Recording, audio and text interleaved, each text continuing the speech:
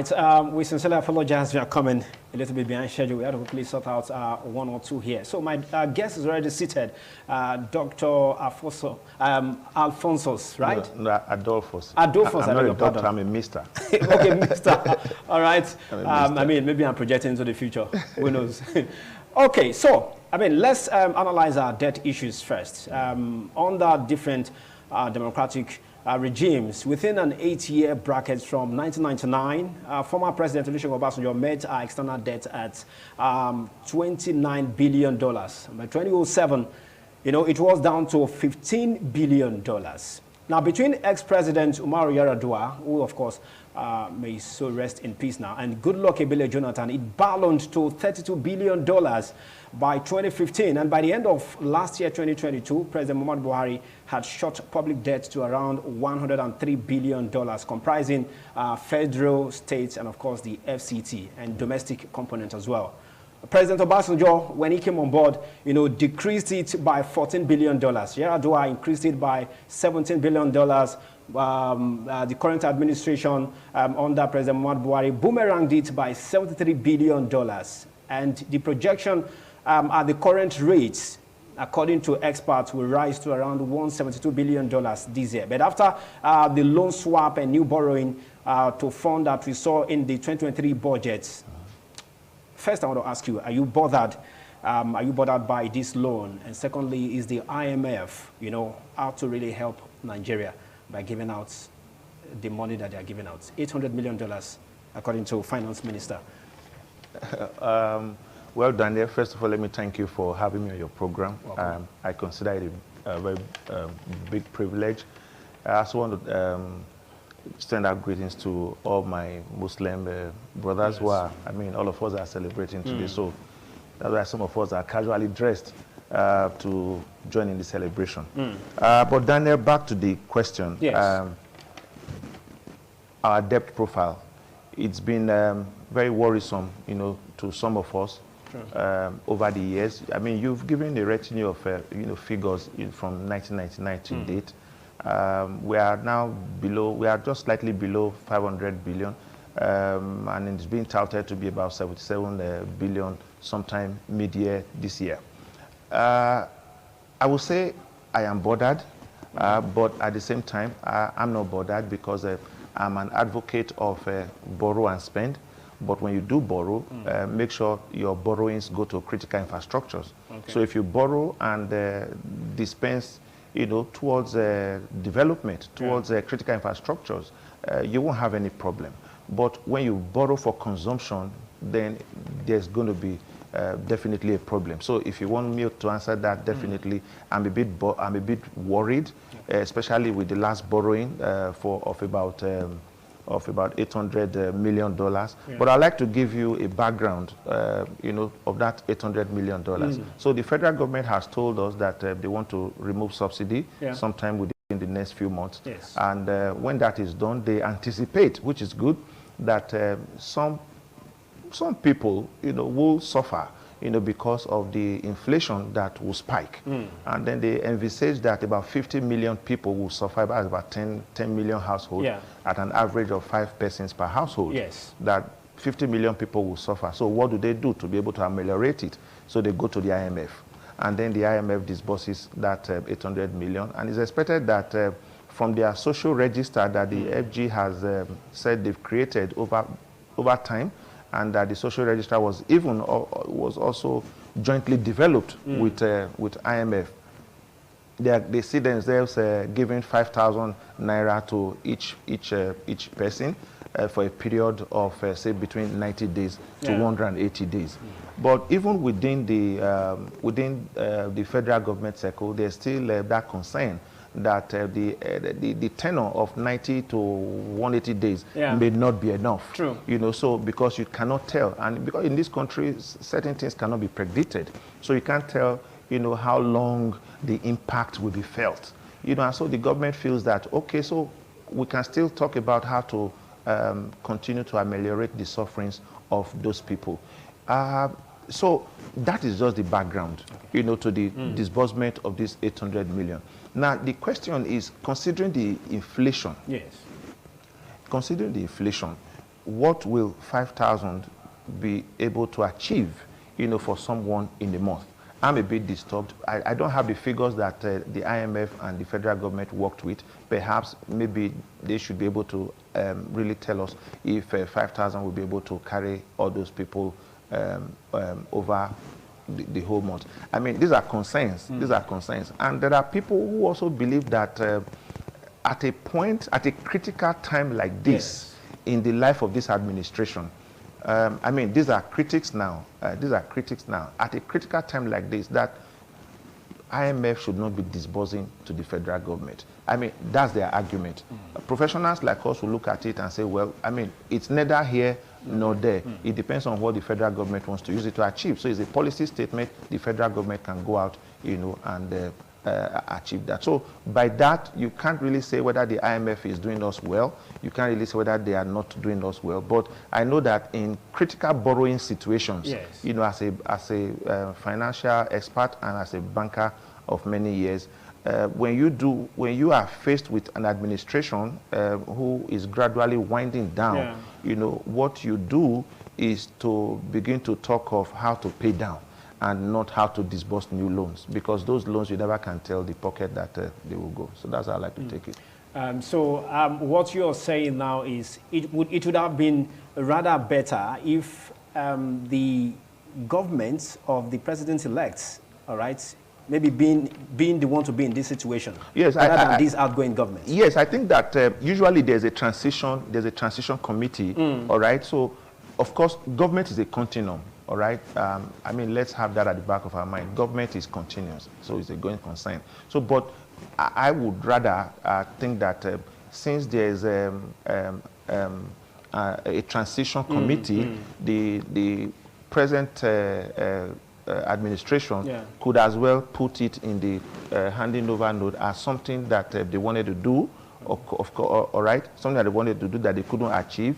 And then for the next administration, if they do believe in it, to continue with. I mean, when is this administration leaving? This administration is leaving in another maybe 4 weeks or 5 weeks. We're counting weeks already. We're counting weeks already. So I mean, that's the concern of most people. And some will also want to buy into the idea of the fact that, okay, just because the outgoing administration is in the same political party with the incoming one, they say maybe it makes it easier because this government already said by June, subsidy will become a thing of the past. The incoming government seems to also be buying into that line of thought that they will do everything possible to ensure that subsidy, is no longer in existence. But then a big question is as to why not allow the people that are taking over, why not allow them to just be the one to properly put all of these instruments together and see how things will fall in place at the end of the day? Yes, Daniel, this is also from critics, okay? I know that when this administration were canvassing for power some years back, they told us that there was nothing like subsidy, all right? Many of us bought into that discovery that there was nothing like subsidy. And we were happy that we're going to see a government that would stop that leakage, all right? That hemorrhage was heavy, and we're looking forward to an administration that could stop it. Yes, it is true that they both belong, the president-elect and the outgoing president both belong to the same political parties. So it makes it easy for there to be policy harmony. So it means that as one administration is leaving, if there's a long-term planning, whoever is going to take it over from the next administration would easily key into the policy direction, of that party, provided it's a party issue. But you see, there are so between the exiting administration and the incoming administration, there are personality differences. Okay. Yes. Mr. Aleto, just hold your thoughts there. We want to quickly take a break here, and when we return, we will move to the next phase of this engagement, and then you also let us conclude what you were saying earlier. Okay? Let's quickly take this break. We're back shortly. Please hold on.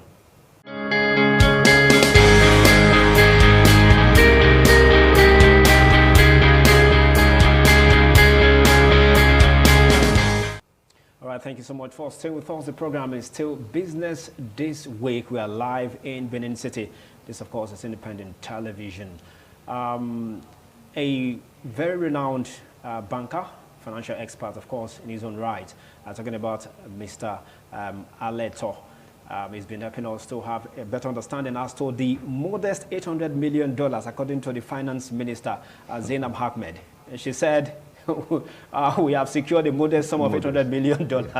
I don't know how modest $800 million can be. Yes. It is well. Okay. So you were sharing a line with us just before we went on that break. Yes. So let me just complete that line of thought. Yes. I was saying that yes, there are personality difference between the outgoing administration and the incoming administration. It's taken 8 years. So it's taken 8 years for the outgoing administration to want to take a stand on the issue of subsidy. Don't forget that every month, report says that we lose over 400 billion, on the payment of subsidy. But I also quite appreciate what the incoming, the president-elect, the position that the president-elect has taken on subsidy. He has come to us, with some measure of certainty and decisiveness that he's going to remove subsidy.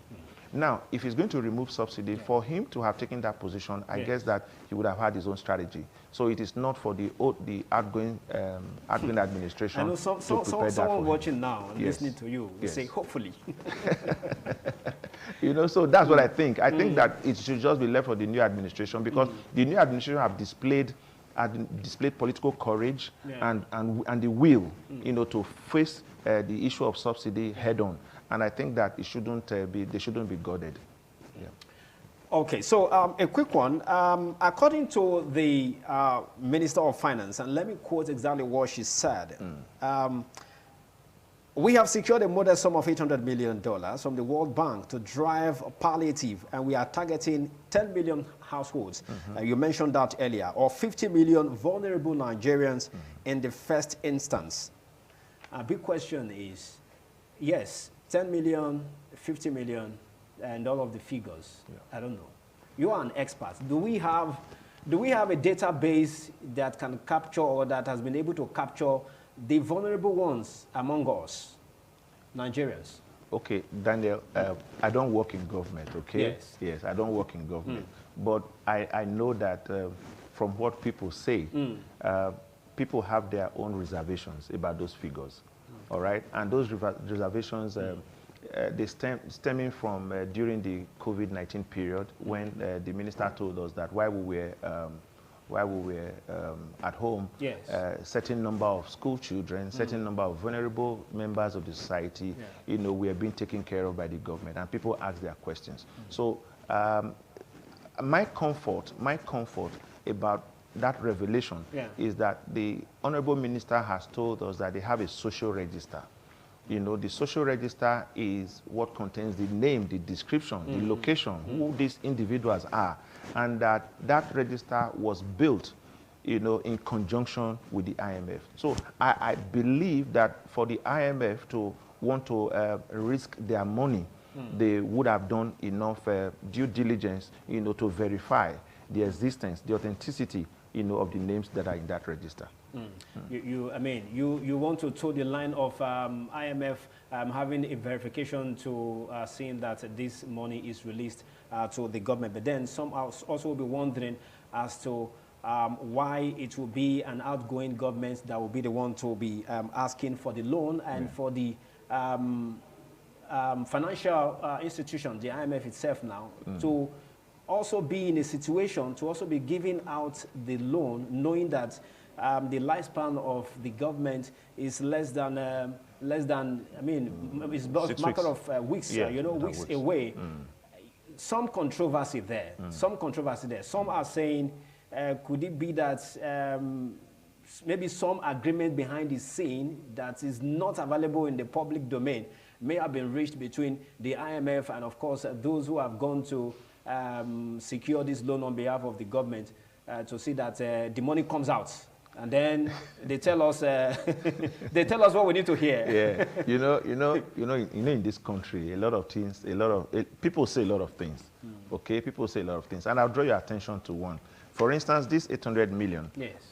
There have been revelations, or people have said that the government secured the 800 million debt, through the use of consultants, and those consultants were entitled to about, I think maybe about $23 million or so. But if you're not there, you are not there. If you're not part of the structure, you're not part of the structure. Sure. And the Honorable Minister of Finance has come to debunk that claim, to say, hey, look, between the DMO, between the Ministry of Finance and the IMF, three of us have always packaged and executed debts like this in the past. So we don't need to use any consultant. We don't use consultants. So people, because of the way things work in this country, people just try to anticipate. People just imagine, those things. Oh, is this I hear people say that is a pay package for the administration. People say, oh, they are just using this one to pay them because they are leaving, they are leaving the stage. But Mr. Aleto, sorry to cut you. For those who are thinking or who already have built such a mindset over the years, yes, would you want to really beat them too much? Knowing that in recent time, maybe trust has been lost. Yes, but you see, in the issue of governance, you need to give people the benefit of the doubt. Okay, for how long? Some will say, for how long? You just need to give people the benefit of the doubt. Okay. But yes, I agree that there's been an erosion, in trust. I agree. A few things have happened in the past that will make people not believe what the government puts before them.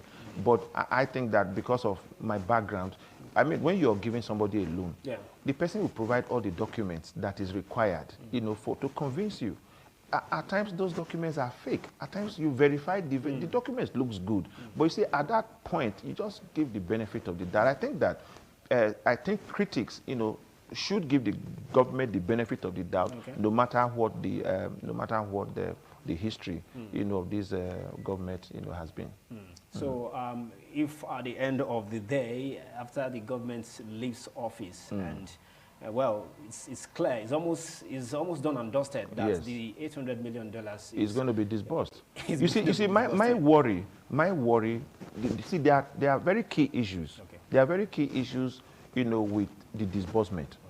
Remember, during the COVID-19, the ministry wanted to make direct disbursement to the individuals, but the members of NAS, the governors, rose up and said, no, we are the custodians of the constituency. So how do you bypass us and begin to, reach out? We are the one that knows our people. Okay, so we know our people, we know where they are, we know who they are, we know where they live, we know their condition. Such disbursement should pass through us. And I think the COVID palliative was passed. The ministry eventually succumbed and passed those palliatives through those institutions. So that's a bit different from this now. So it's a concern. It's a concern.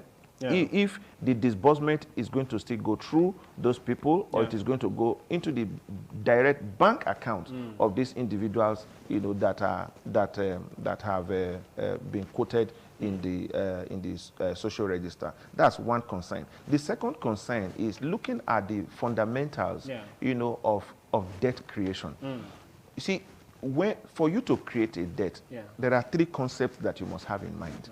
Three very basic concepts you must have in mind. Today, we are doing about, we say it's going to 77 trillion. Now, people have argued when some of us question the rationale, of continuous borrowing. And people say, oh, that there is a headroom, that the headroom between the debt, there's what you call the debt to GDP ratio. The debt to GDP ratio tells you it is a metric that is used in measuring the size of the debt compared to the total production in the economy. Today, our debt to GDP ratio is about 38.7%.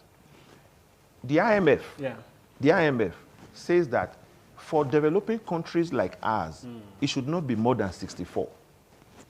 Yeah. That if it gets to 64%, that every time that it gets to 64%, the economy will shrink by about 2%. Okay, so that statistics is there, that concept is there.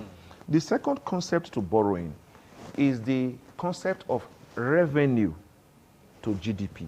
Now, the issue of revenue to GDP, that concept also says that you measure your revenue against your total production. Now, the IMF says that for you to begin to enjoy prosperity, that measure should not be below 15%. There are countries whose revenue to GDP are well above 15%. I mean, America is about 38%, Japan about 40-something%. But Nigeria is between 7% and 8%, almost half of that. So what does that tell you? It means that we are not generating enough revenue to service our debt. So what that means is that every time we borrow, it plunges us further into poverty.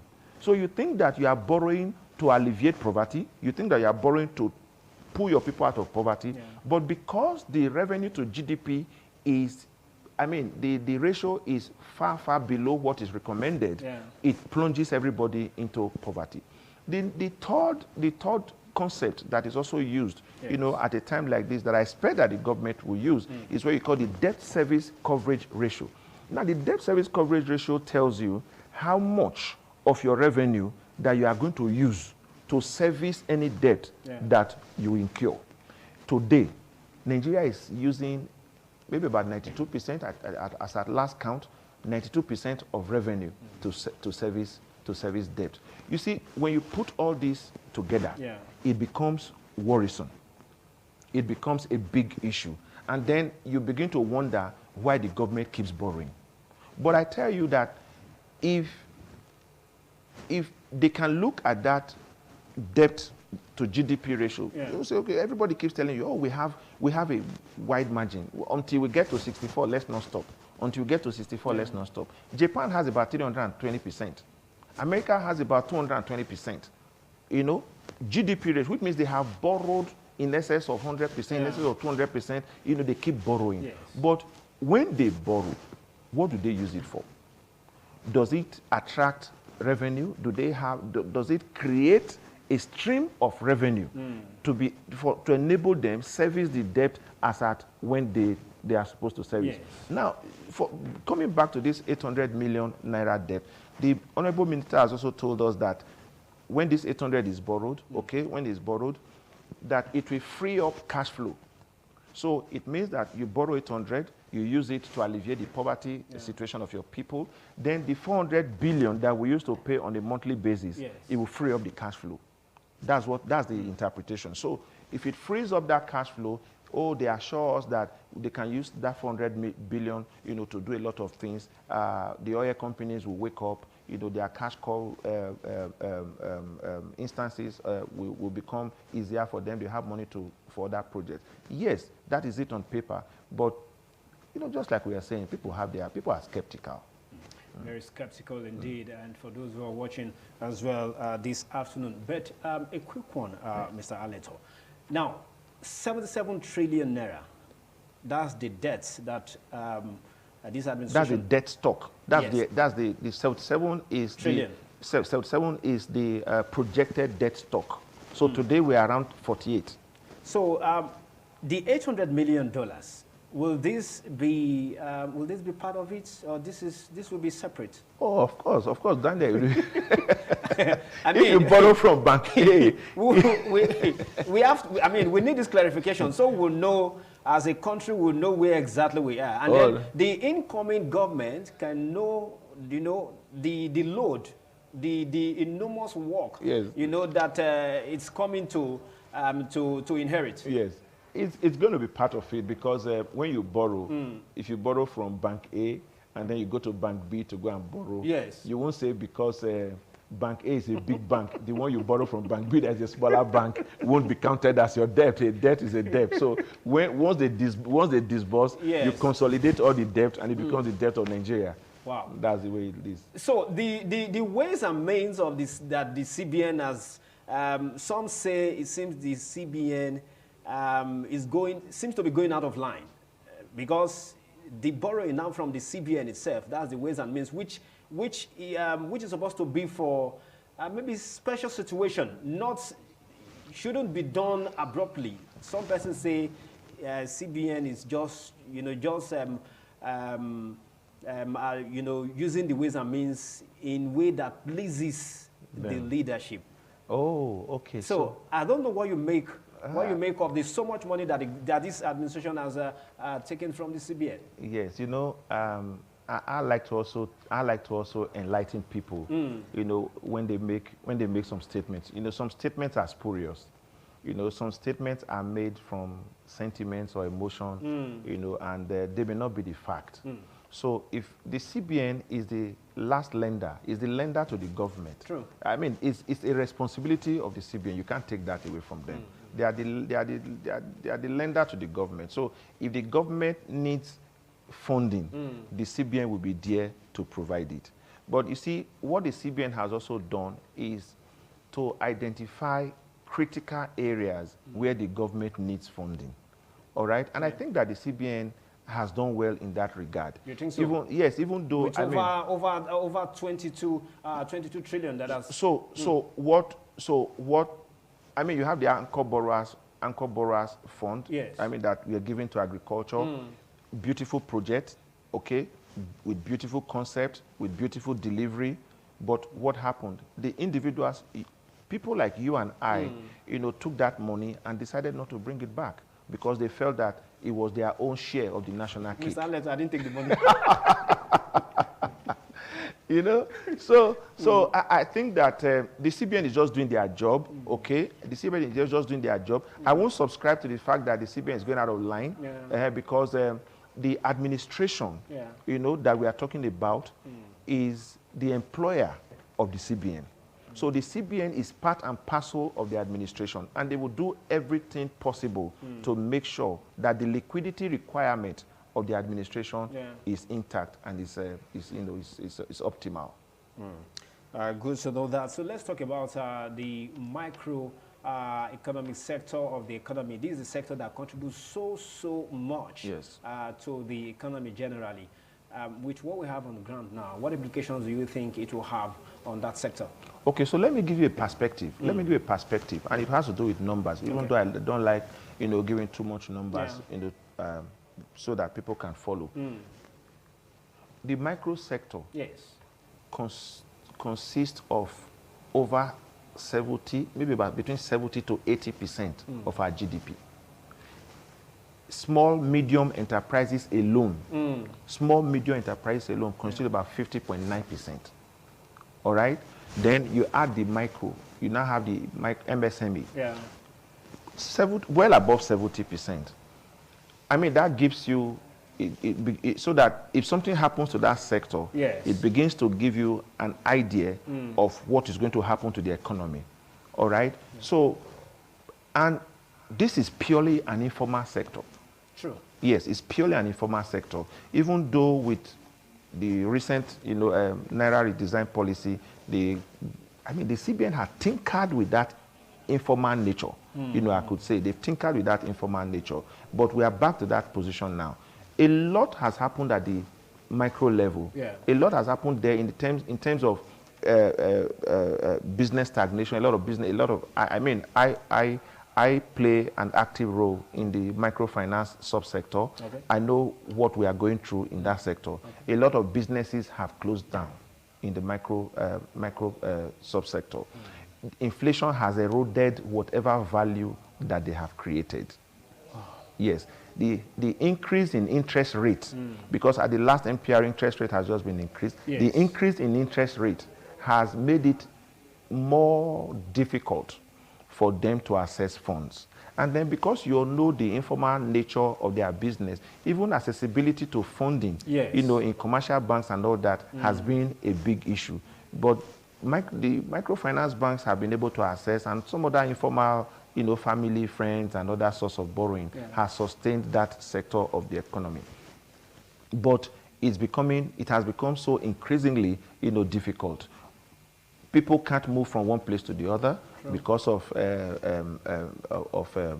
high fuel. People can't even do business because of scarcity of cash. All right, so that sector is in comatose, and it requires an urgent attention. So I expect that the president-elect and the new administration will come and quickly, very quickly, put policies in place to activate activities in that sector, because activities are gradually, shutting down in that sector, and it's not good for our economy. You don't see this loan affecting them maybe positively in any way? So, this is me.